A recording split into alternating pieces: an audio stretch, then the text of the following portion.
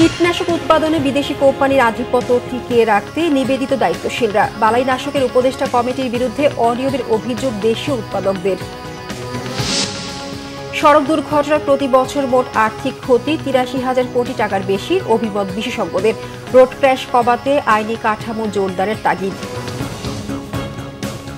দেখছিলেন crown cement সংবাদ শিরোনাম, এবার বিস্তারিত। কীটনাশক উৎপাদনে দেশীয় কোম্পানি বিনিয়োগে এগিয়ে এলেও দেশের বাজারে বিদেশি কোম্পানির আধিপত্য টিকিয়ে রাখতে নিবেদিত দায়িত্বশীলরা। অভিযোগ আছে কৃষি মন্ত্রণালয়ের অধীনে থাকা বালাইনাশক কারিগরি উপদেষ্টা কমিটি পিটাক দেশীয় উৎপাদকদের আইন বহির্ভূতভাবে নানা নিয়মে আটকে রাখতে সর্বদাই সচেষ্ট। বিশ্লেষক ও অর্থনীতিবিদরা বলছেন, সরকারের নীতি নির্ধারকদের দৃষ্টিভঙ্গি বদলানো গেলে পাল্টে যাবে দেশের অর্থনীতি। কৃষি খাত নিয়ে গোলাম মইনুল আহসানের ৩ পর্বের ধারাবাহিকের দ্বিতীয়টি আজ।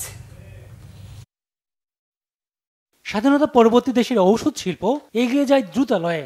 এখন ১৫৭টি দেশে রপ্তানি হচ্ছে ঔষধ।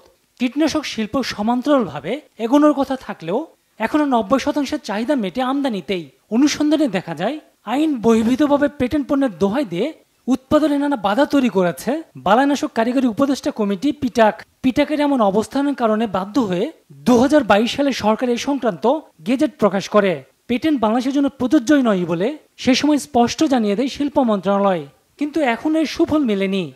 বাজার নিয়ন্ত্রণ শব্দ একটা ব্যবহার হয়, এটা আমলাদের ভাষা। অ্যাকচুয়ালি বাজারে হচ্ছে অনৈতিক সুবিধা, অযৌক্তিক সুবিধা, ভোক্তার যে স্বার্থটা সেটাকে বিসর্জন দিয়ে মধ্যস্বত্বভোগী গোষ্ঠীগুলোর বিষয়গুলোকে গুরুত্ব দেয়। আবার তারা কিন্তু আবার খুব শক্তিশালী হতে পারে রাজনৈতিকভাবে। বাংলাদেশে বালাইনাশক সংক্রান্ত বিষয়ে একটি উপদেষ্টার কমিটি কৃষি মন্ত্রণালয়ের অধীনে কার্যকর রয়েছে, যে কোম্পানি বেশ শক্তিশালী কমিটি হিসেবেই বিভিন্ন ধরনের মতামত দিয়ে থাকে। দুর্ভাগ্যজনকভাবে এই কমিটিতে সকল পক্ষের প্রতিনিধি থাকার কথা থাকলেও আমরা দেখতে পাচ্ছি যে নতুন করে যারা অ্যাগ্রো কেমিক্যাল ম্যানুফ্যাকচার অ্যাসোসিয়েশন বামা, তাদের কোনো প্রতিনিধি সেখানে নেই। দেশে ২২টি কোম্পানি কীটনাশক উৎপাদনের অনুমতি নিয়েছে, কিন্তু উৎপাদনকে পেছন থেকে টানছে নীতি নির্ধারকরাই। বর্তমানে ৫% কর দিয়ে ফিনিশ পণ্য আমদানির সুযোগ রয়েছে, অথচ উৎপাদনের জন্য কাঁচামাল ও সহযোগী উপাদান আমদানিতে ৩১ থেকে ৫৮% শুল্ক দিতে হয়। ফিনিশ প্রোডাক্টের উপর ট্যাক্সের রেটটা অনেক কম, কিন্তু কাঁচামাল আমদানি করলে আপনার ট্যাক্সের রেট অনেক বেশি। কাঁচামাল আমদানিতে বেশি ট্যাক্স মানি তো হচ্ছে স্থানীয় উৎপাদনের খরচ অনেক বেশি। সুতরাং আপনি ফিনিশ প্রোডাক্ট ইম্পোর্ট যেটা করছে তার সাথে কম্পিট করতে পারবেন না। এটা একটা অসম প্রতিযোগিতার ক্ষেত্র তৈরি করা হয়েছে। প্যাটেন্টের যে আইনের শর্ত দেওয়া হচ্ছে, যেটা কিনা বাংলাদেশের জন্য এখনও অবারিত রয়েছে, সেটিকে ব্যবহার করা যাতে এখানে একক কোম্পানি নির্ভরতা থেকে বাংলাদেশ বেরিয়ে আসতে পারে। বাজারের প্রতিযোগিতার সুযোগ না থাকায় কৃষককে কীটনাশক কিনতে হচ্ছে কয়েক গুণ দামে। অনুসন্ধানে দেখা যায়, মানিক ২০ SP বালাইনাশকটি বিদেশ থেকে প্রতি কেজি কেনা হচ্ছে ৬৯৬ টাকায়, কিন্তু কৃষকের কাছে তা বিক্রি হচ্ছে ৩,২৪০ টাকায়। একইভাবে বিভিন্ন পণ্য বাজারে বিক্রি হচ্ছে কয়েক গুণ দামে। অলিগার্ক শুধুমাত্র বৃহৎ কয়েকটা ব্যবসায়ী তা নয়। অলিগার্কি হচ্ছে যে এই ধরনের নেক্সাসগুলো, যেখানে যোগসাজশ হচ্ছে এই যে ব্যবসা জগৎকে নিয়ন্ত্রণ করে কিছু গোষ্ঠী, নীতি নির্ধারক মহল এবং ইভেন কি এক্সপার্ট মহলও, এদের যে নেক্সাসগুলো। টেকসই উন্নয়নে কৃষিকে বিকশিত হবার সুযোগ করে দেওয়ার তাগিদ অর্থনীতিবিদদের। গোলাম মইনুল আহসান, বাংলা ভিশন, ঢাকা। সড়ক দুর্ঘটনার কারণে প্রতি বছর বাংলাদেশের জিডিপির ১.৫ থেকে ২.৫% ক্ষতি হচ্ছে। কর্মক্ষম বিবেচনায় টাকার অঙ্কে ক্ষতির পরিমাণ প্রায় ২২,০০০ কোটি টাকা। বিআরটিএ এবং রোড সেফটি ফাউন্ডেশনের হিসেবে এমন তথ্য মিললেও সম্পদসহ অন্য ক্ষয়ক্ষতি ধরলে আর্থিক ক্ষতি ৮৩,০০০ কোটি টাকা ছাড়িয়ে যাবে বলে মনে করেন বিশেষজ্ঞরা। রোড ক্র্যাশের সঠিক হিসাব অনুসন্ধান ও দুর্ঘটনা কমাতে আইনি কাঠামো জোরদারের তাগিদ তাদের।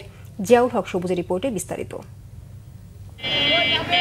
প্রতি বছর সড়ক দুর্ঘটনায় অকালে ঝরছে হাজারো প্রাণ। শুধু সরকারি হিসাবেই প্রতি বছর দুর্ঘটনা যেমন বাড়ছে, তেমনি পাল্লা দিয়ে বাড়ছে হতাহতের সংখ্যাও। সবশেষ ২০২৪ সালেও সড়ক দুর্ঘটনায় প্রাণ গেছে ৭,২৯৪ জনের। হতাহতের সংখ্যা নিয়ে রোড সেফটি ফাউন্ডেশন কিংবা বিআরটিএ এমন তথ্য দিলেও বিশ্ব স্বাস্থ্য সংস্থার 2023 সালের হিসাবে বাংলাদেশে ঝরে গেছে 32,000 তাজা প্রাণ, যাদের 80% বয়স ছিল 18 থেকে 65 বছর। এসব দুর্ঘটনা শুধু প্রাণী কেড়ে নিচ্ছে না, রক্ত ঝরাচ্ছে দেশের অর্থনীতিতেও।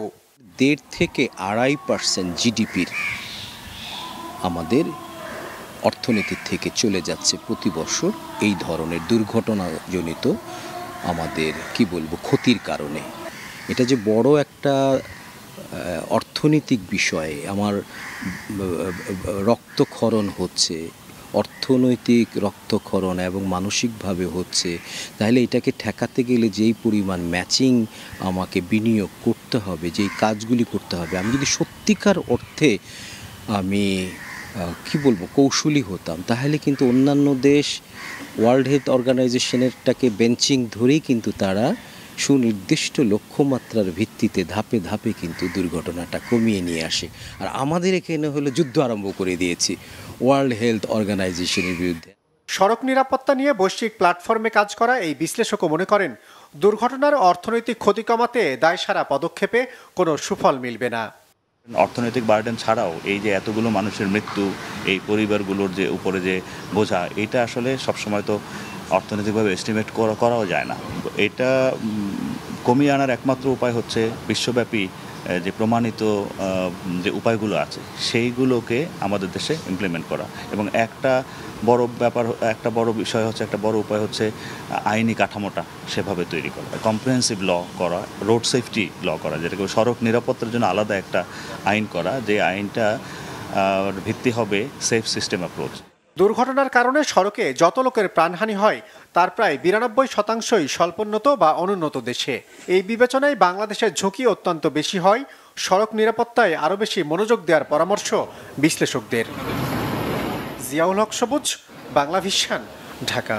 এই ছিল এখনকার মতো, পরের সংবাদ সকাল 11টায়। এছাড়া বাংলা ভিশন সংবাদ ও সমাজ সংশ্লিষ্ট অনুষ্ঠান দেখতে ভিজিট করুন www.bvnews24.com ও facebook.com/banglavisionnews এবং সাবস্ক্রাইব করুন youtube.com/banglavisionnews। ধন্যবাদ সবাইকে।